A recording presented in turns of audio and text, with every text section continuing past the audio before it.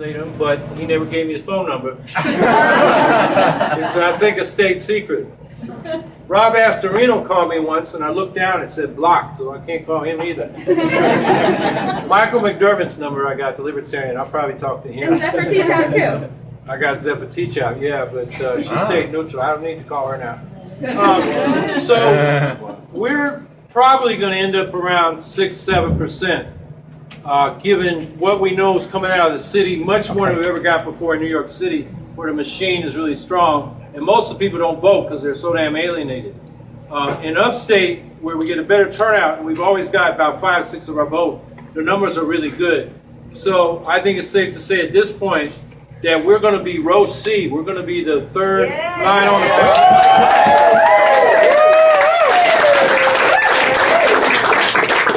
We're going to get a record. We're going to get a record for an independent progressive candidate for governor in New York history. And we could take that big green vote forward. And now we got to fight, because Cuomo got elected. I believe he's going to frack New York. No! So what we got to do is push the legislature to pass a ban. And they got until about June when the session ends.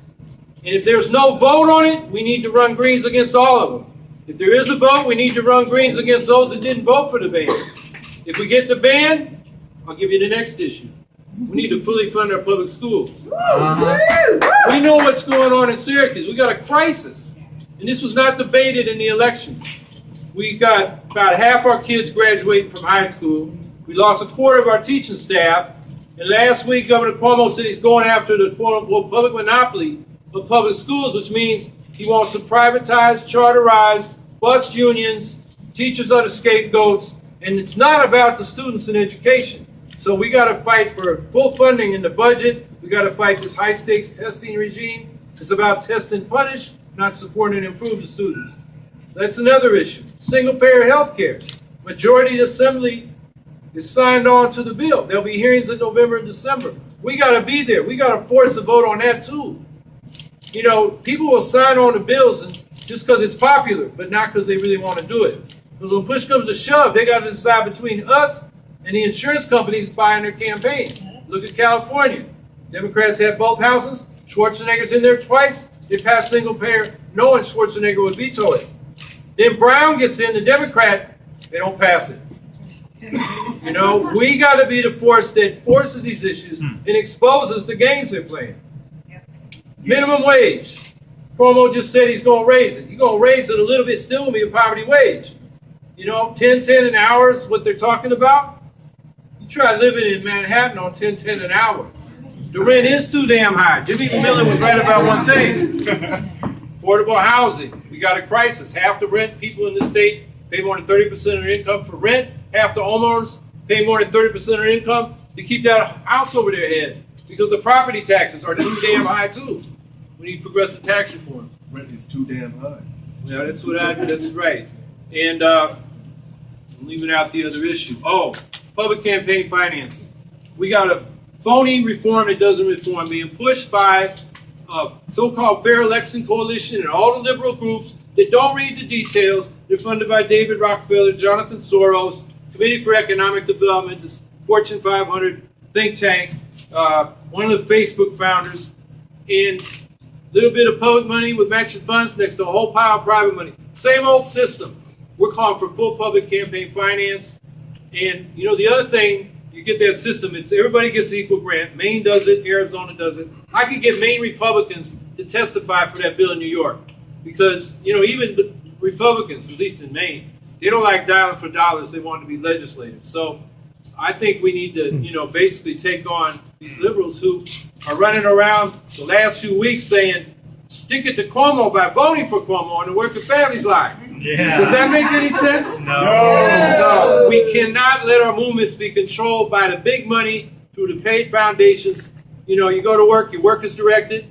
Now we're supposed to move as directed in the movements. We can't settle for that anymore because we're not winning anything. And they disrespect us when we try to raise questions about these issues. I tried it on the public campaign financing thing, citizen action meeting. They shut me down, and I said the whole thing was BS. I didn't say BS, I said the whole word.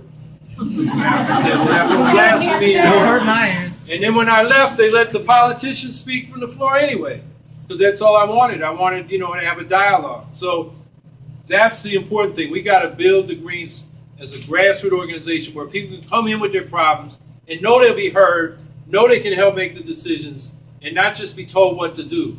And that's people power, and that's what we need against this corporate power. Because Cuomo, 331 people gave him $22 million. That is who rules the country. It's not even the 1%. It's about the 1,000th of 1%. And are we going to take that? No. I know we're not. And we got to convince more people. Now this vote, about half of them are Greens. We can tell that because Teresa Portelli and Ramon Jimenez are getting about 3%. And we're getting 6% because we got some Democrats who are just totally fed up with Cuomo, but they're not ready to leave the party. So we can work with them on these issues and be more reliable allies than the leadership of the Democratic Party is, and we'll win them over too. And then we got to go out and reach the people. I was polling at 9% in the polls when only 15% of people knew I was running. That's the problem. Most people aren't even following the selection. The non-voters won the selection, not Andrew Cuomo. So we got to create a party that will get people engaged again. So there's a lot of stuff to do. Tonight's just one event in a process that was going on before the election and continues tomorrow. And so I hope you all will be there with us on that. And we got a lot of work to do. We're facing serious issues. Fracking, a failing school system because Cuomo wants it to fail so we can privatize it. Behind that are hedge fund guys. They can double their money in 7 years through the new markets tax credit. They lend money to schools to build them, the charter schools. And then they get a 39% tax credit on top of that. And in 7 years, they got twice as much money as they had invested. That's crazy. This is exploiting our public school system and our students. And so huge issues ahead of us. And so we got to get to work tomorrow. And, I want to thank everybody who worked on this campaign. It wasn't about me, it was about we. Ursula Rosen, campaign manager. Peter Slade was upstate field coordinator. Michael O'Neill was the downstate field coordinator. David Dunan was where's David? Right here. David was upstate media coordinator. Daniel Goldstein, downstate media coordinator. We had field organizer Colin Fox in Albany. Julian Guerrero was campaign manager for my running mate Brian Jones. Brian Tackett was the treasurer. Frank Cetera was unpaid, but basically kept Ursula from spending all the money too fast, which is a very important task. Now he knows cash flow budgets. You don't even know what they are. But I do now. Okay, yeah, you learn. So we're all learning. We learned a lot on this campaign. We'll be able to use in future campaigns. And Stefanik's giving the winning. I saw Astorino up there. I guess I'll have to catch it on the tape recording. So I'm trying to follow what he said. Cuomo said we're a progressive state. That's a new progressivism. I'm something else. You're the Eugene Debs. Yeah. So, there are a lot of people not in the room all around the state who went out and worked on this campaign. And that's why we're doing so good. This is an historic vote. And, the next step is to make it mean something. We can't rest on our laurels. We got these fights coming up. And so I hope everybody will be there. And thanks for being out here tonight and during the campaign. And I'll see you tomorrow and the next day and the coming weeks and months. Woo! High five, Howie.